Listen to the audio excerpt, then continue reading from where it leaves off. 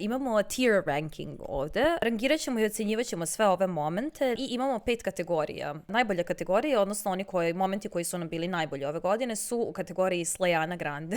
Naredna kategorija koja je takođe vrlo dobra, mogla je još nešto da da, to je Please sir, can I have some more? Please sir, I want some more. Onda, ovo je neka srednja kategorija gde onako nic smrdi, nic miriši, je. Prosto desilo se, odnosno kako bismo mi rekli, teti ga jelo. Lepo, slađe rade nego u pekari. Teti ga jelo. Dobro, sledeći tir.